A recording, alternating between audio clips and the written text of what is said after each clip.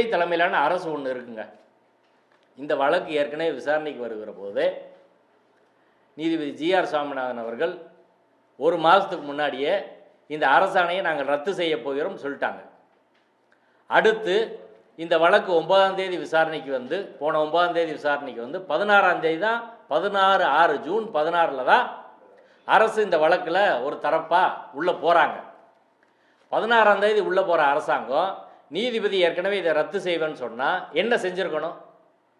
ஒரு ரிட் மனுவில் வந்து பதில் மனு தாக்கல் செய்வதற்கு 8 வார கால அவகாசம் வழங்க வேண்டும் என்பது உயர்நீதிமன்றத்தின் விதி. 8 வார கால அவகாசம் கொடுங்க, நாங்கள் பதில் மனு தாக்கல் செய்கிறோன்னு தாவேக அரசு ஏன் நீதிமன்றத்தில் சொல்லலை? ஒன்று.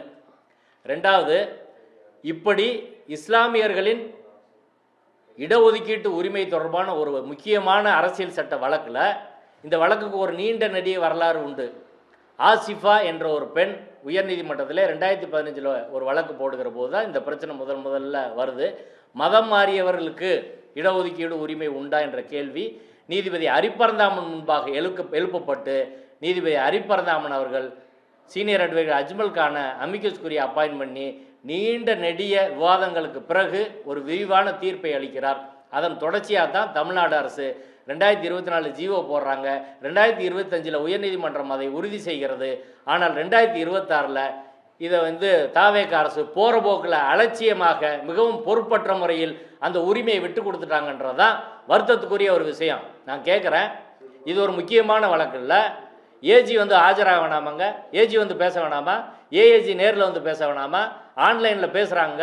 கடைசி நாளில் வருகிற போது இதை ரத்து செய்வ நீதிபதி முன்னாடி இதையாங்க நடத்துகிறாங்க, 8 வார கால அவகாசம் கொடுங்க அப்படின்னு சொல்ல வேணாமா? அடுத்து ஏற்கனவே 2 நீதிபதிகள் தீர்ப்பு சொல்லியிருக்கிறாங்க, இதை லார்ஜர் பெஞ்சுக்கு ரெஃபர் பண்ணுங்க அப்படின்னு நீதிபதி ஜிஆர் சுவாமிநாதன் அவர்களிடம் சொல்லி லெட்டர் கொடுத்துட்டு தலைமை நீதிபதிக்கு லெட்டர் கொடுக்க வேணாமா?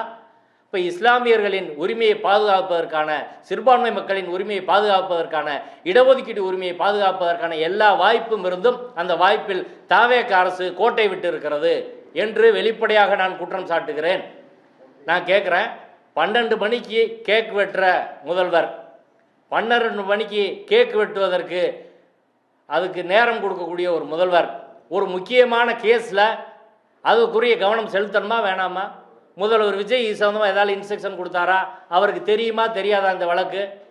இஸ்லாமியர்களின் அடிப்படை உரிமை, மதம் மாறும் மக்களின் அடிப்படை உரிமை, ஓபிசி மக்களின் அடிப்படை உரிமை, பட்டியல் சமூக மக்களின் அடிப்படை உரிமை, டிஎன்டி மக்களின் அடிப்படை உரிமை, எம்பிசி மக்களின் அடிப்படை உரிமை, பல்லாயிரம் இளைஞர்களின் வேலைவாய்ப்பு உரிமை, எல்லா உரிமையும் ஒரு வழக்கில் பறிபோகுது. 12 மணிக்கு கேக் வெட்டுறவர் கேஸுக்கு ஒரு இன்ஸ்ட்ரக்ஷன் கொடுக்க மாட்டாரா? எந்த மினிஸ்டருக்கு அந்த வழக்கை டீல் பண்ணது சொல்லுங்க? ஷாஜஹான் ஒரு மினிஸ்டர் இருக்கார், அவர் வந்து சிறுபான்மை நலத்துறை, அவர் இந்த வழக்கை டீல் பண்ணாரா? இது சொந்தமாக அவருக்கு ஏதாவது தெரியுமா?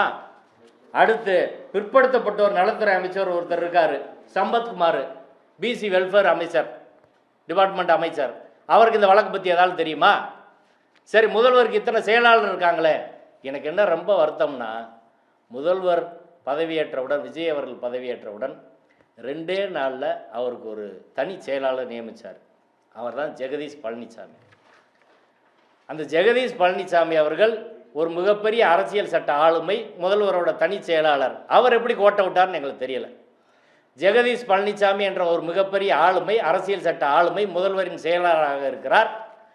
அந்த முதல்வரின் செயலர் முதல்வர் கவனத்துக்கு இதை கொண்டு போனாரா இல்லையா? அவருக்கு தெரியுமா தெரியாதா? முதல்வர் செயலர்னா வேலை என்னங்க?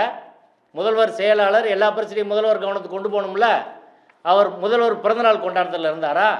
என்ன பண்ணார்? அப்போ யார் என்ன இந்த ஆட்சியில் என்ன பொறுப்பில் இருக்கிறாங்க, என்ன செய்கிறாங்க அப்படின்னு எதுவுமே தெரியலை.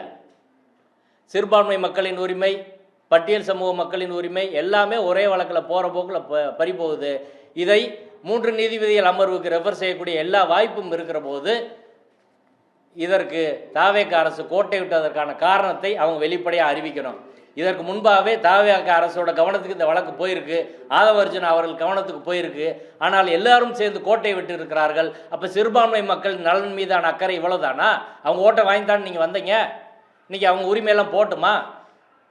இப்போ அடிப்படையில் இந்த அரசாங்கம் ஒரு அரசியல் தெரியாத, அரசியல் சட்டம் தெரியாத, இடஒதுக்கீடு உரிமை பற்றி தெரியாத, சிறுபான்மை மக்கள் உரிமை தெரியாத, அரசியல் சட்ட உரிமை தெரியாத ஒரு அரசாக இருக்கிறது.